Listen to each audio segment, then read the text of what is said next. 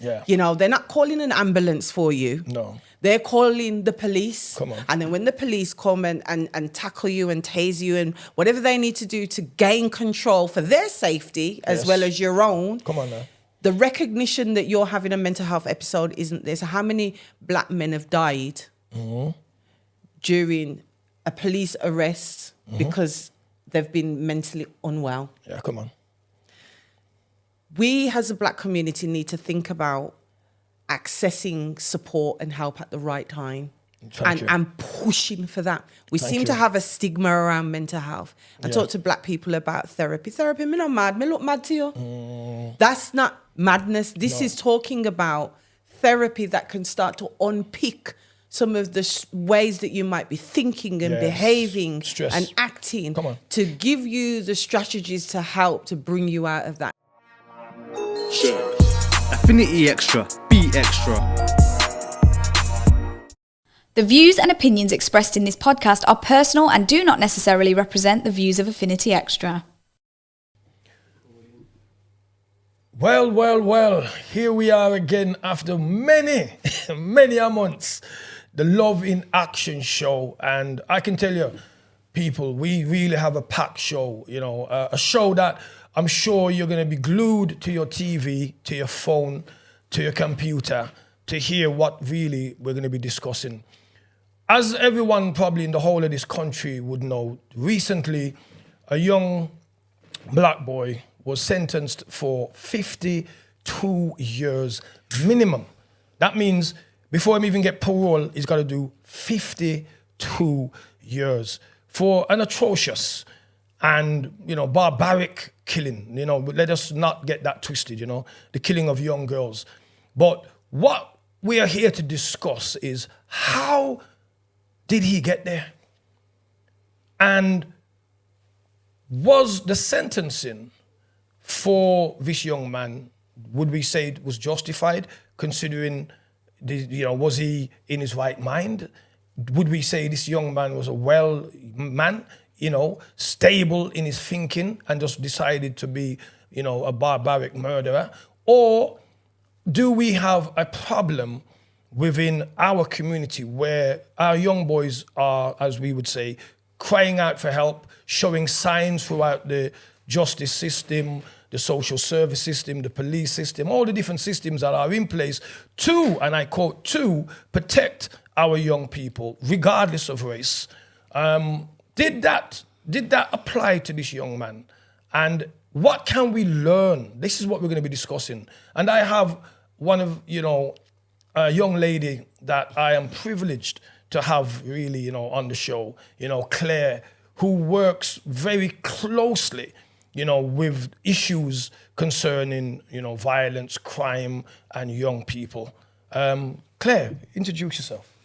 Hi guys, Clair Graham, member of the community, parent, foster carer, working really closely in the community with young people, children afflicted by violence, whether that's peer-on-peer violence, vulnerability and grooming into gangs, children that go missing from home, from care, and also the lead for radicalisation. I guess the conversation that we're going to be having here today is we already know what's happened. What's happened. Everybody that this has affected has suffered some type of loss, whether that's a physical loss, loss of your liberty, loss of your family. You know, there's nothing that we can do about that. But what we can do as a community, I think, is kind of look at this as a lesson. And how can we reflect on what's happened?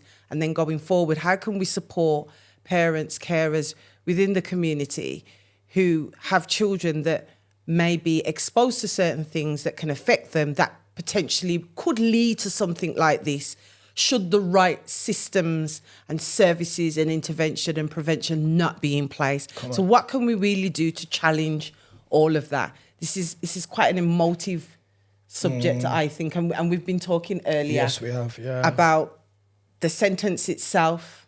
Yeah. The impact of the media. Come on. And how that portrays our black children Come on. and how in comparison it portrays white people differently to black people, whether they be perpetrators or victims. Come on. And kind of the systemic racism that exists within our community. And we've also talked a lot about parents and carers, and culturally, you know, when we're thinking about mental health services, Come on. what does that service look like? Number one, is it culturally competent for our children? True. Do they even get where we're coming from culturally?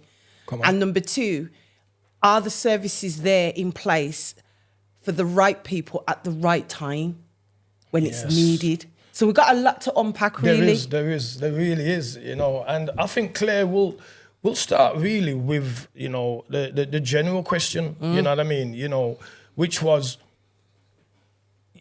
how do we prevent what we have seen, you know, plastered across our news from really happening again?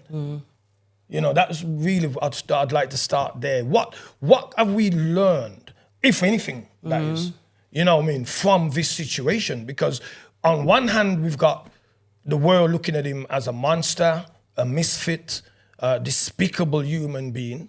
And then you look at this young man's photograph, and it doesn't take much really to see that this man doesn't look right in his head at all. I'm just being honest, you know what I mean? And I'm sure in listening to the news, one of the witnesses that was, you know, at this tragic event actually said when she looked into his eyes, he looked possessed.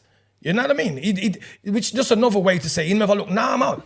You get me? Just, you know, just break it down into, you know, to modern terms. Now, at no point has any of those things been looked into consideration concerning the young man's sentence. No one, and I quote this as a father with daughters myself, I am not going to condone what he did as right. Please understand that. Yeah. But what I am challenging was the sentence basically deemed as a man who is in his right mind, went on a friends and just did what we call the undespicable, you know. This is the language that they're you know what I using. mean? You know, it was just beyond that. It shook the world, shook our country, caused race riots, and he was now deemed as a monster for 52 years. What I want to find out from our general public, do we see him that way? Or was he really ill?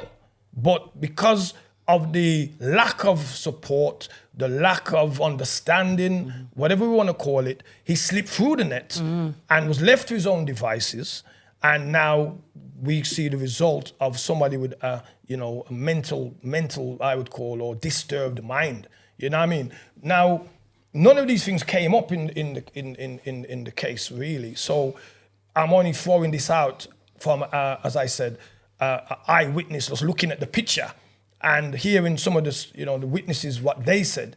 And I'm coming to a conclusion that I do not think, when I hear the journey, Claire, of this young man and the amount of systems he went through, that he was always showing signs of as a disturbed young man, way before he got to this particular part in his life, where now it's gone beyond return now. There's no return from 52 years. He'll be 70 before he even gets parole. Oh, wow. So, you know, that's one of our young people that has been disposed of for life, really.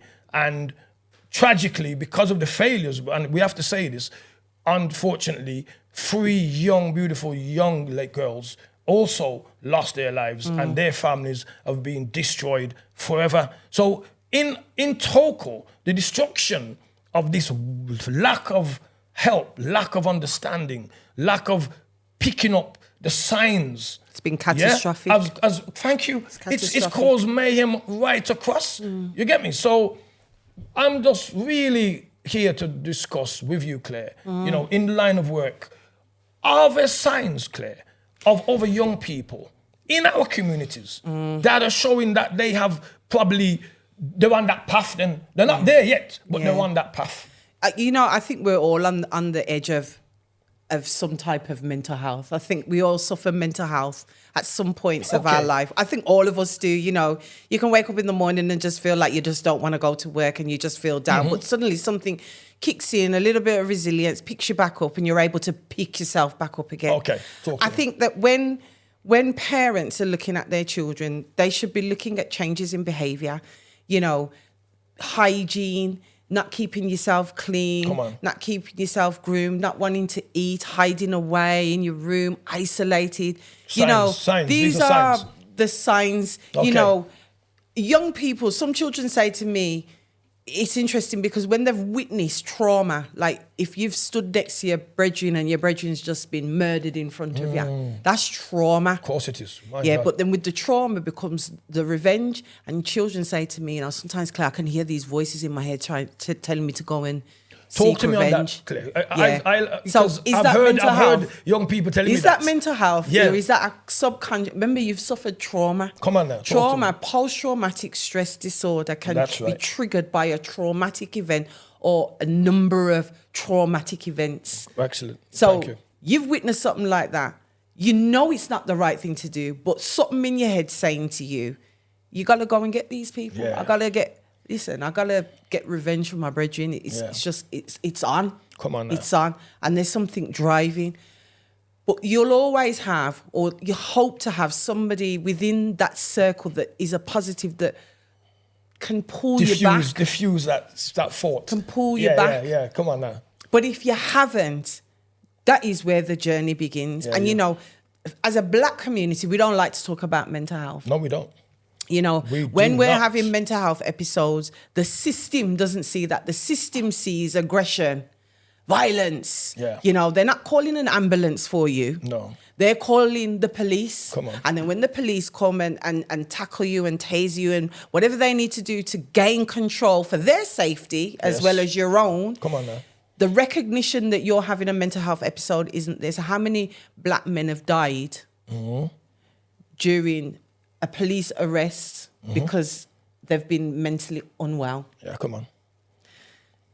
We as a black community need to think about accessing support and help at the right time.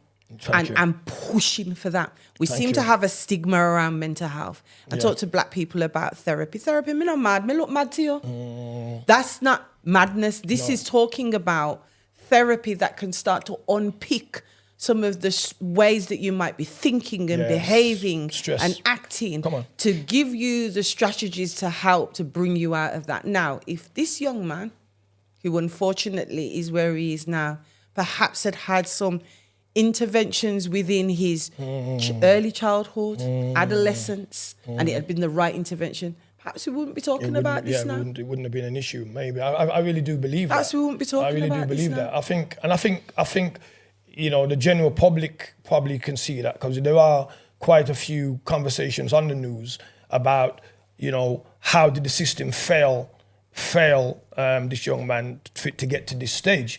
Because when they've read like his resume, you know, he's had a trail of violence, a trail of, you know, I call disturbed conduct that was picked up but not followed through, Claire. And I don't understand how you can be on a program then for whatever, you know, whether it's for violent crime or for, you know, mentally breaking down or whatever it is, and it's not followed through. And then you hear about them being expelled. Now, come on, Claire, you and I know, right? In the gang culture, most of the gangs have been made up of kids that have been what?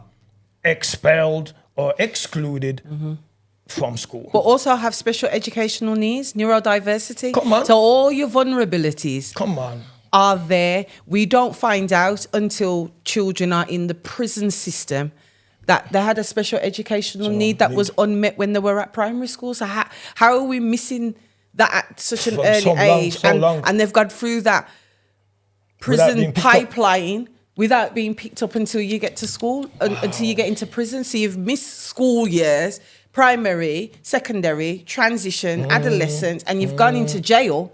That's when we figure out you've got ADHD and all types of different neurodiversity that wasn't picked up before. Yeah. Plus, our children are more likely to get excluded from school. Why? Because the neurodiversity goes undiagnosed. So then it's seen as a behavior issue. Then it's aggression because the child's frustrated because you don't get him. And then all of a sudden, we're in the prison system. And if we're not in the prison system, we're in the cemetery. Yes. And if we're not in the cemetery, we might end up in a mental health institute. We might. If there's been drugs and we think that the cannabis that is being smoked is causing psychosis, we might get in there. And then once we do get in there, what is the intervention? What does that intervention look like? Is it even culturally competent? Then we're thrown back out onto the streets. Come on. And then there's no wraparound, and then there's no support, and there's no care package. The amount of people that I see walking up and down on by Erdington, is it Highcroft? Yeah. The amount of black people that I see, there's one in particular. Sometimes he's naked. Like, how have we got our members of the community who are unwell? So hold on then, Rico, listen. Come on, talk to me. If you got stabbed or had a car accident and your leg was broken and you was bleeding profusely, right, you would need medical attention. Immediately. And you would say, somebody would take you to a hospital to get you stitched up, get your knee fixed, plastered, whatever. Yeah. So how is it then that we can physically see in our community people that are physically unwell by their behaviour, mentally and emotionally unwell by their physical appearance, and we are not giving them the appropriate health attention? What does that say? Come on now. Well, can I ask you then, Claire, do you think then that there is like a secretly problem? When I say secretly, meaning that the system is actually failing then, but they're not really declaring that it is, because as you rightly said, you know, we know that this great country that we're in has a lot of institutions designed for care and help of its citizens. But what I don't understand is how come so many of our black young people are slipping through these institutions, and the only institution that seems to work for them is the prison sentence. That one doesn't fail. That one never fails. That doesn't fail. The moment they go there, you're going down. Yep. But all the other systems that are in place in this wonderful country for its citizens of this country seem to have failed us. Can you? I agree. And all I can think about is the systemic and institutionalized racism that exists within the system, that the systems are Eurocentric. They're not built for black people. They're not culturally competent. They're not culturally aware. They're built on discriminative, racist, oppressive, stereotype, racial profiling. It's all there. It's all there. A mother's son gets shot. She goes to the hospital to visit her son. He's brought in by armed police. She goes to the hospital. The nurse don't even want to give her a glass of water. The police are looking at her like she's the reason why her son got shot. Wow. Social services come in and all of a sudden she's shamed into being not a good mum. This is a mum whose son is top boy in the school, never been involved in gangs before, never had nothing to do with anything, just wrong place, wrong time, asked a question at the bus stop, went to answer, got shot. But no, he can't just be that, can he? No. Because the perception that what the media would have you believe, and the narrative that the media would have you believe, is it cannot be just that. Now. Because he's a black boy and he got shot. So no, man, he's got to be involved in drugs or gangs or some type of violence. Thank you. And even when you look at the history of this child, nothing. No. There's nothing. Clean. But your first instinct as a system, come on, is that there has to be something. Has to be, yeah. So if our approach is already that, come on, where does that leave us? Well, let's be honest. When a police is called out to a situation involving black kids, their persona and their way of conducting that situation is totally different than probably any other race. Not because I'm blaming them, but what I'm trying to say is we're talking now about media. You touched a very important word here, because when you talk about the media, and let's just be honest, Harry did a fantastic job the other day challenging the media, because he himself understood the power of the media and the weight that he had to struggle with, how they dealt with his mom and his marriage and everything else. Okay, he won the case, fair play to him, but you don't see that some big solicitors, big lawyers fighting the case. For the little man like me, we ain't got them kind of money to get proper justice, and that's another thing, you know, I want to touch on probably before we leave. But back into the situation here, we're in a place where it seems that the media have a free, open door to describe our people in any like manner in which they like, and there's no challenge to that. You know, despicable, I heard one description. Misfit, I heard another description. You know what I mean? And it goes on and on, monsters. And what we have to understand, the power of words, you know, we're talking about Britain, one of the greatest psychological studied countries in the world. Don't ramp with this country when it comes to the mind. They understand how the mind works. They understand the power of the mind, words, and influence, or they call it action and the reaction of that action. So when you say something, they already know the cause or the ripple effect of that word. It's intentional. So when now then you're speaking, not just now, consistently over years about the black community's behavior, and as a black man myself, I'm not going to say that we don't have issues, but these issues are not being addressed before they become a problem. Yeah. It's only when it becomes a problem now, everybody switches the light on, oh, look at him.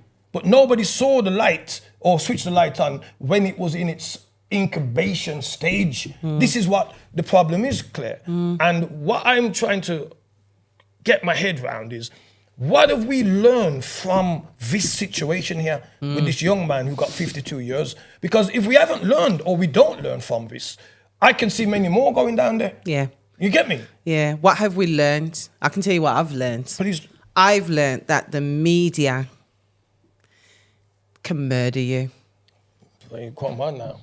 Well, can I quote something that I once heard Hussein, who was hanged publicly many years ago? He said, the weapons of the West is not the nuclear. He described the weapon that the West have is not the nuclear, but the media. Now, this is a man that was in his country, and when they found him, he was hiding in rocks based on what the media had said he was doing to his people. They said that he had nuclear weapons in his country. They caused a war, went down there, didn't see one thing to prove what the allegations were. But by then it was too late, because the world now was looking at this man through a different lens. set of Different lens. So I want to just talk really quickly, like we're talking about the media, just how the media can either bring you to your knees, say murder, because they can put you in jail for life. Life's ended. Come on. They can even get it so that people start targeting you violently. Come on. Yeah. If we look at Kate Moss, who's a supermodel, okay, and we look at Naomi Campbell, who's a supermodel. Come on now. Kate Moss is taking drugs, cocaine, heroin, whatever. Okay. She's caught out, but yet she gets a big marketing thing. She gets paid enough money to do a big event and model. Right. Yet Naomi Campbell's in front of her judge. Wow. Right. Naomi Campbell's black. Wow. Naomi Campbell's reputation goes down the drain. Tube. Yeah, but Kate Moss's goes up here. Yeah. So and basically the same situation. So what are we saying about the media? Yeah.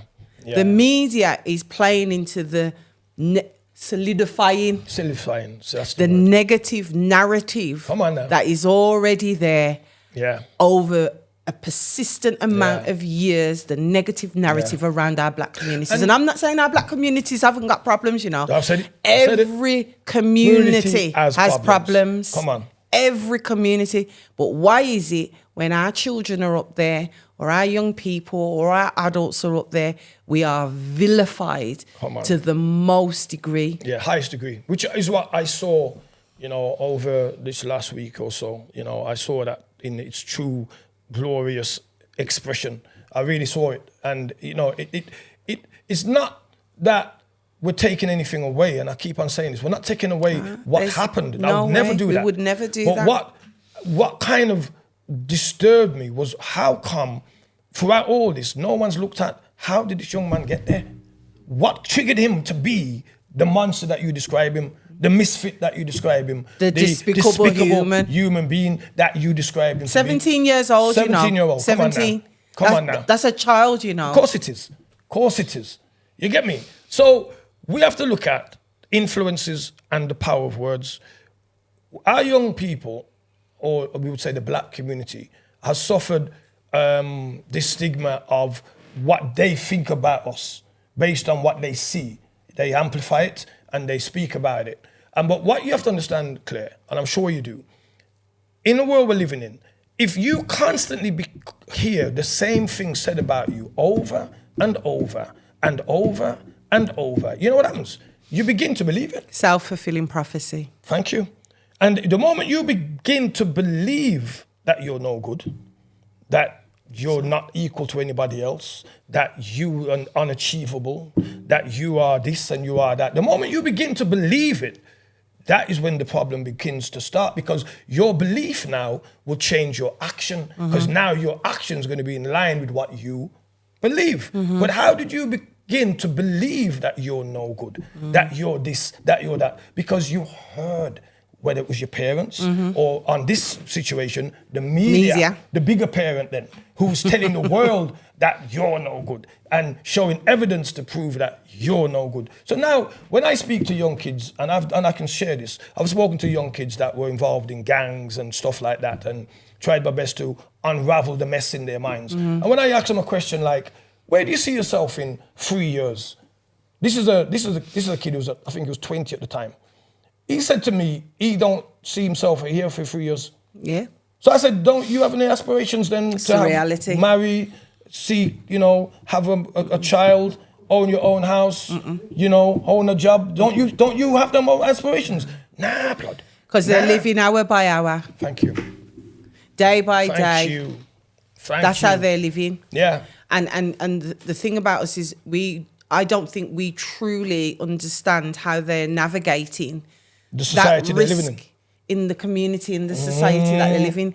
I think we know, but we don't, because we're not them. So when they say to us, well, yeah, I'll be dead this time next year. They know that. Yeah. They feel that. Yeah. Because they're living that. They're living in that and world. we're sitting here thinking, why are you talking like that? Like, come on now. Come on. Let's see what we can do to help. Well, actually, I don't think you can help me. I'm helping me. I'm navigating this every day. Come on.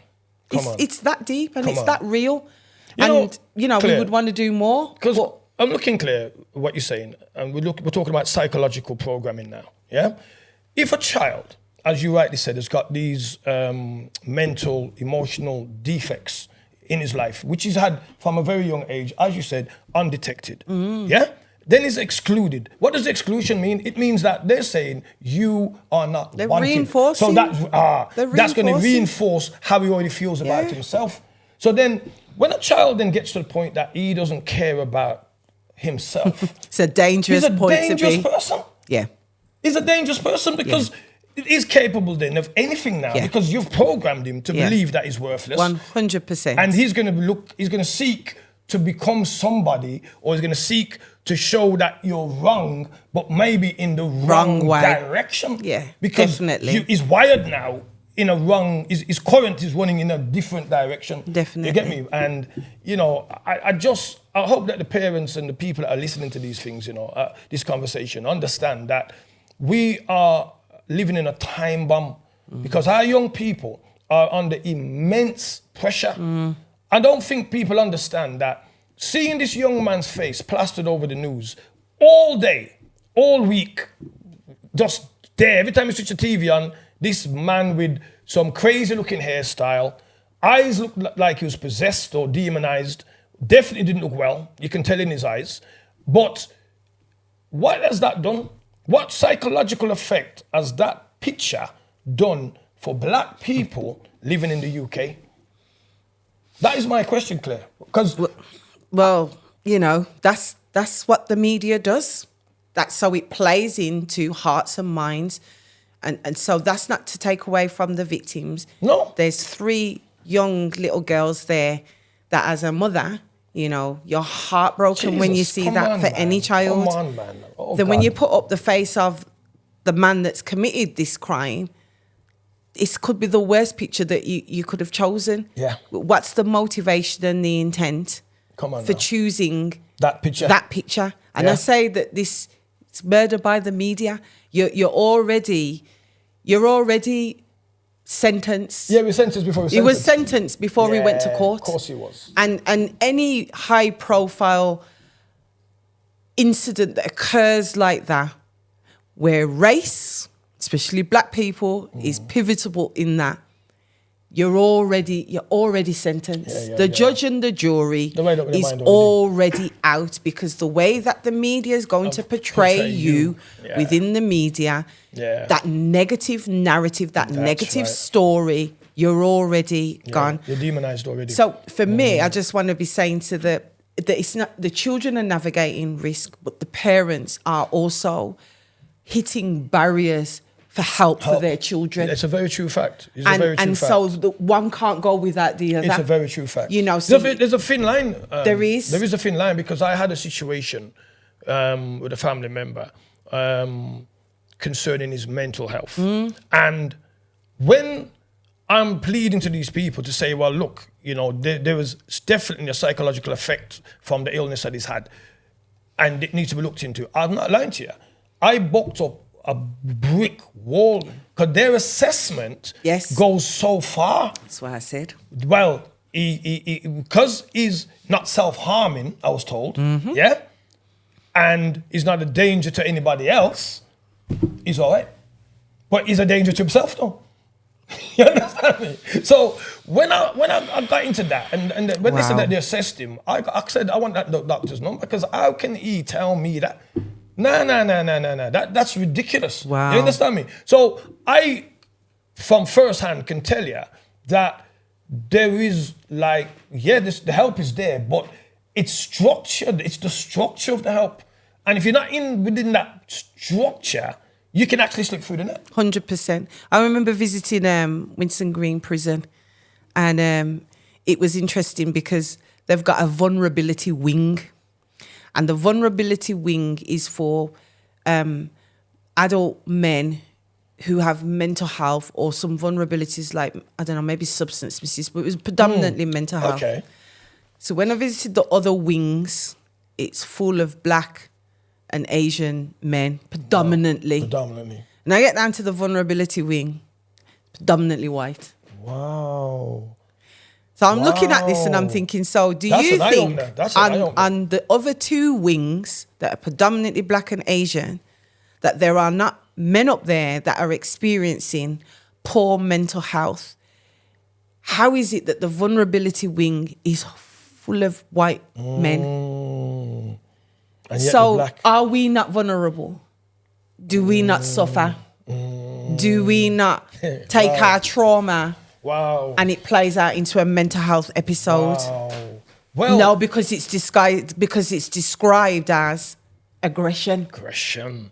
Well, can I ask you a question? Because since this situation has come up, I've heard a new kind of talk coming up now about terrorism and that kind of direction. And I know you work within that kind of sector. Are they planning to bring a new law then to say that the aggression, because you use that word correctly, the aggression that black, white, Asians, because aggression isn't based on one race. All races have elements within their race of people that are aggressive. But we're talking about the black race at the moment. Are you going to say to me then that this aggression now could be demonized now as a terrorist action? Because you've gone out there and probably shot people, or you've gone out there and stabbing people. Is that where they're looking to go with that? Or So I can't really comment on that. But what I will say is this.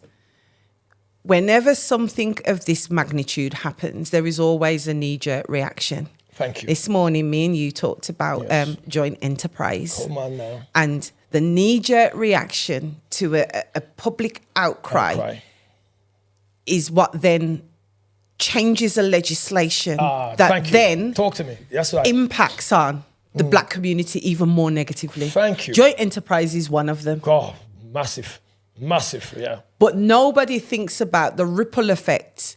Or maybe they do. I don't know. Maybe they do, maybe they don't. Maybe because these are things that affect black people more, they just do it and it just so happens that it continues to affect us more. Come on. But whenever we knee-jerk and react, sometimes we need to take a time to pause and be still and to really think things through. This is because we don't understand the impact that it has on our marginalised society and groups. Come on now. But then the question then becomes is, do they even care?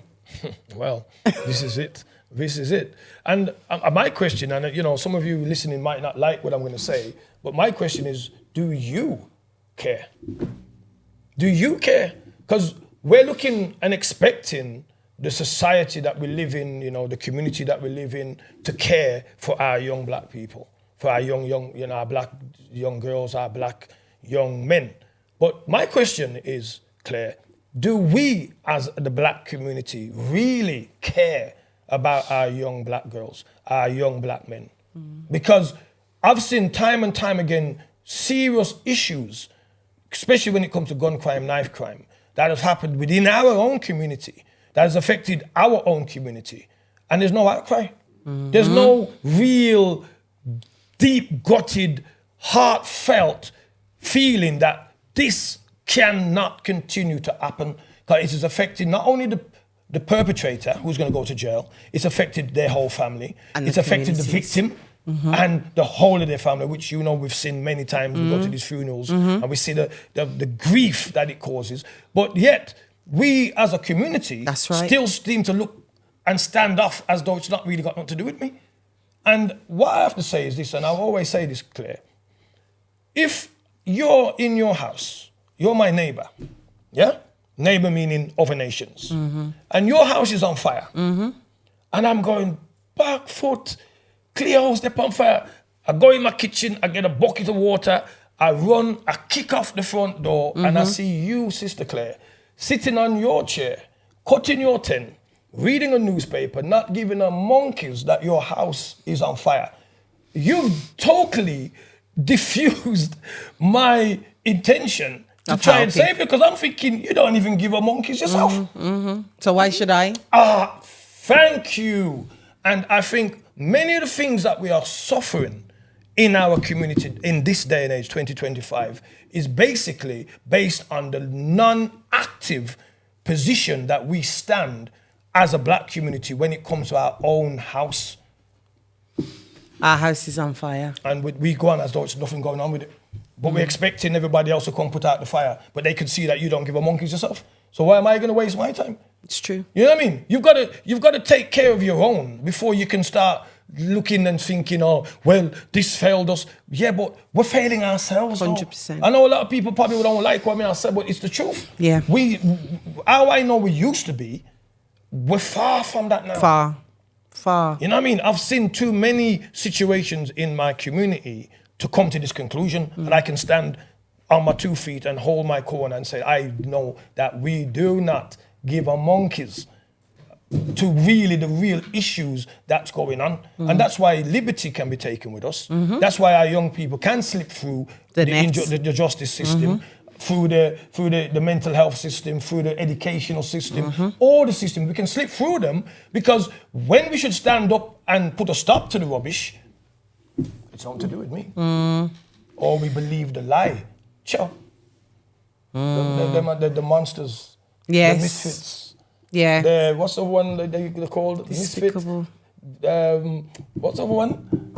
I know the word despicable was used. Despicable. Yeah. We actually believe these words. Yeah. Let's be honest. Come on. Our own culture. When you sit believes down it. in the quiet side of in your own quiet time, how do you actually view yourself in this community as a black person? Are you proud? Are you happy when you see a fellow black man? Are you happy when you see black people moving forward and getting on in life? Are you saddened when you see the black community being destroyed by drugs, alcohol, all kind of violence that is adamantly in our community, which has now been highlighted, may I say, to the world now, and now we're deemed now as monsters, because what this one black man has done now proves to the world, or they think we're all capable of doing it then. So when we probably now find that we're going to be struggling a little harder to get through life, because now there's this media pressure that they've put on, and an image that they've put across for young black men, I'm just saying to you black people, unless we look in our own backyard and take, our hands out of our pockets and begin to declare that we're going to get our hands dirty and clean up the mess that we're in, it's going to be very difficult for us to get the real help that we want from anybody else, because they don't believe that we care anyway. And they've proven it, because when things happen, they never hear our voice. Never. It just goes silently. We are silent. But when an Englishman, Asian person gets stabbed and killed, the vicar's out on the street, the community's out on the street. Oh, this is not what we're not used to having this in our community. And there's a gathering of people that are standing immediately to say we're not having this. Oh, no. But when it happens to us, we look through the window and draw the curtain. You know why that is, though? Please tell me. I think we've become a desensitized community. I think we've come to just accept that. I love it. You know what? It's how it is. Yeah. If you listen to our children, I love that. Like, what It we're is what it moaning is. about, That's a good word anyway, isn't it? It is what it is. Which just means that it can't change. We've become complacent. Come on. And I don't know, viewers, where is your passion for your next generation? Where is your passion for your legacy? Come on What now. do we want our legacy to look like? Come on now. What do we want our generation, our next generation, and the generation after and the generation after to look like? Because to tell you something, if we keep going the way that we're going, there's going to be no generation. There won't be. Nope. And I know that there's a collective amount of people out there that are trying. Yeah, man. True. Yeah. Let's But we get that need straight. more to join that small collective. And it don't matter which way it is. This is like a big jigsaw puzzle, and everybody plays their part and the pieces come together, and together we can make change.